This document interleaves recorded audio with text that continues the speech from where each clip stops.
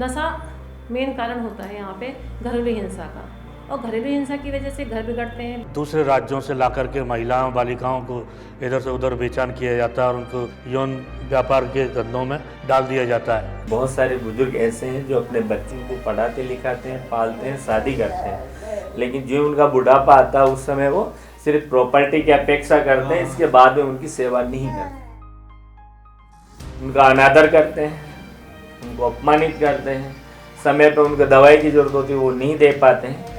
तो इसके लिए किया क्या जाए? उनकी छोटी छोटी बहुत सारी समस्याएं होती हैं गाँवों के अंदर, जैसे कि वृद्ध अवस्था पेंशन है, रसद सामग्री जो राज्य सरकार और भारत सरकार द्वारा गरीब और कमज़ोर वर्ग के लोगों के लिए दी जाती हैं, कमज़ोर और पिछड़े लोगों के लिए ऐसी सामग्रियां नहीं प्राप्त हो पाती हैं। वर्तमान में देखने को मिल रहा है कि आज हमारे छोटे छोटे बच्चों के साथ में कई अनैतिक कृत्य हो जाते हैं।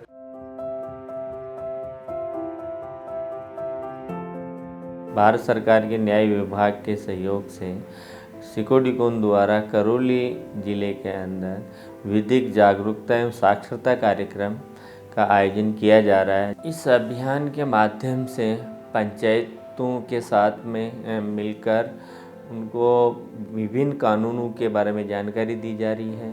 ग्रामीण क्षेत्र के अंदर जो छोटी छोटी ढाणियाँ हैं, उन ढाणियों में समुदाय को, महिलाओं को, बच्चों को और युवाओं को जो उनके अधिकार हैं और जो उनके अधिकारों के संरक्षण के लिए जो विभिन्न कानून बने हुए हैं, उनकी जानकारी देकर विभिन्न योजनाओं से जोड़ने का एक सराहनीय प्रयास किया जा रहा है। विधिक जागरूकता अभियान न्याय विभाग के द्वारा ही संचालित किया जा रहा है। बहुत ही अच्छा कार्यक्रम है, जिसमें गांव-गांव, ढाणी-ढाणी, पंचायत स्तर पर एक बैठक की जाती है। लोगों को जागरूक किया जाता है कि न्याय किस प्रकार मिलता है। आज हमारे विद्यालय में सिकोडीकोन और डालसा टीम आई और उन्होंने हमें कानून संबंधी बहुत सारी जानकारियाँ दी।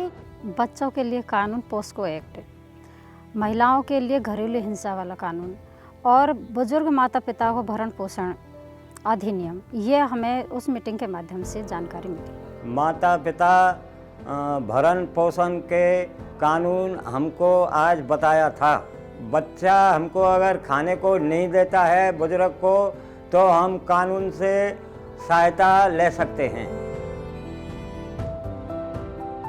इसी के साथ चाइल्ड लाइन भी समन्वय करके इनके साथ जाती है और बच्चों के मुद्दों पर काम करती है, बच्चों को जागरूक करती है कि अगर आप समस्या में हो तो आप किस प्रकार चाइल्ड लाइन पे कॉल करके मदद ले सकते हो। डालसा के तहत जो क्या है मतलब वकील किए जाते हैं, वो सबसे अच्छा लगा, जिसमें गरीब महिलाएं, पुरुष एवं विधवा महिलाएं, उनके लिए क्या है जो आर्थिक स्थिति कमज़ोर होती है, जिसमें वो अपने वकील वगैरह नहीं कर सकती हैं, तो इसमें फ्री में ये वकील उपलब्ध करवाए जाते हैं, जिनसे वो अपने समस्याएं बता सकें और अपना केस लड़ सकें।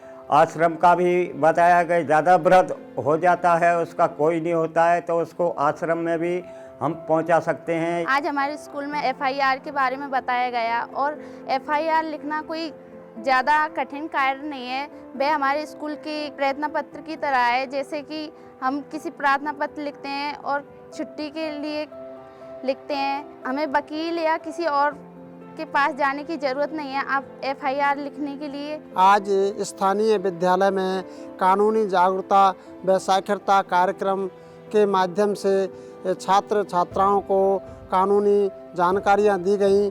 इस तरह की जानकारियां विद्यालय में शैक्षणिक गतिविधियों में कम होती हैं, तो आपके द्वारा जो भी जानकारियां दी गई उनका छात्रों के जीवन में सकारात्मक प्रभाव पड़ेगा।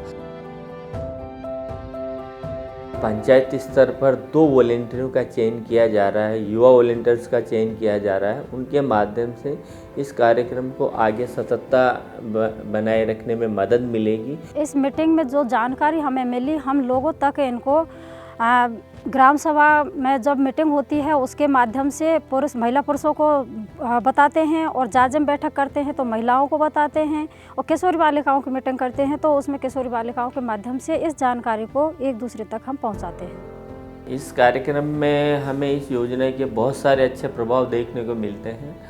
इससे कल ही का उदाहरण था कि भगपुरा के अंदर हम ढाणी मीटिंग में ऐसे 3 माताएं आई और बच्चियाँ भी थी, जो तीनों माताएं विधवा थी और वो अपनी बच्ची की शादी करना चाह रही थी, और फरवरी के महीने में उनकी शादी थी, लेकिन उनको कन्यादान योजना की जानकारी नहीं थी। कन्यादान योजना के माध्यम से ऐसी विधवा माताएं हैं जिनकी बच्चियों की उम्र 18 साल से ज़्यादा है और यदि वो शादी करती है तो उनको 50,000 रुपया सरकार के द्वारा शादी के लिए आर्थिक सहयोग प्रदान किया जाता है। जब ये जानकारी दी गई तो वहाँ के अभिभावक और परिवार के सदस्य काफ़ी खुश हुए। उन्होंने पूरी प्रक्रिया की जानकारी ली और उसमें एक ऑनलाइन आवेदन करने के लिए उनको बताया गया, वो उसके लिए तैयार है। तो इससे काफ़ी फ़ायदा लोगों को मिल रहा है, जानकारी मिल रही है। जो हमारा सिकोई-डीकॉम संस्था हैगी वो डालसा हमारे संग मिलके जो घरेलू हिंसा के बारे में जागृत कर रही है। इससे महिलाएं अपने अधिकारों के प्रति जागृत हो रही हैं और अपने अधिकारों के लिए लड़ पा रही हैं। मुझे बहुत अच्छा लगा और मैं उनका बहुत बहुत आभार व्यक्त करना चाहती हूँ। उन्होंने हमारे लिए बहुत सारी जानकारियाँ दी।